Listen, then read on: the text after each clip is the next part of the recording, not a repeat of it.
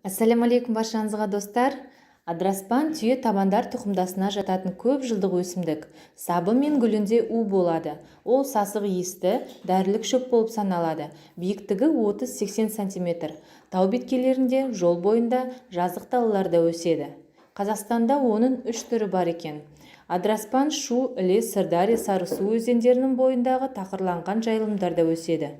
Оның сабағы бұтақты болып келеді. Салалы тамыры 10 метр тереңдікке жетеді. Гүлі ақ сары түсті болады. Мамыр-шілде айларында гүлдейді. Бұрынғы заманда адамдар табиғатпен тығыз байланыста болды. Олар шөптердің қасиетін жақсы білді. Адраспан улы болғандықтан оны мал жемейді. Адраспан қандай ауруларға ем? Адраспанның бұтағы, жапырағы мен гүлі емдік мақсатқа пайдаланылады. Атақты ғалым дәрігер Әбу Әли ибн Сина оны 8 көз қабынған кезде шаншуды басатын дәрі ретінде қолданыпты. Халық емшілері адраспанды ревматизм, қышыма және басқа да тері ауруларын емдеуге пайдаланады.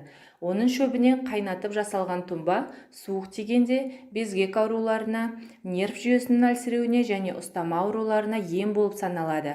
Адамдар оның шөбін жағып, түтінімен бас ауруын емдейді, әрі жұқпалы сырқаты бар адам жатқан бөлмені заласыздандырады. Адамдар ежелден адраспанның ұрығын зығыр тұқымымен қосып демікпені емдеген. Сондай-ақ қара немесе қызыл бұрышқа араластырып, теңге қотырға, псориазға жаққан және несеп жүргізетін, тер шығаратын дәрі ретінде қолданады.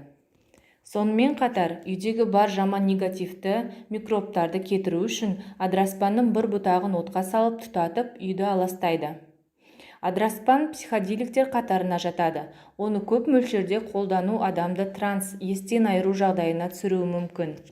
Достар, менімен болғандарың үшін үлкен рахмет. Пайдалы болып жатса мен өте қуаныштымын. Видеоны салайық қойыңыздар, каналыма жазылды ұмытпаңыздар. Сау саламатта болыңыздар.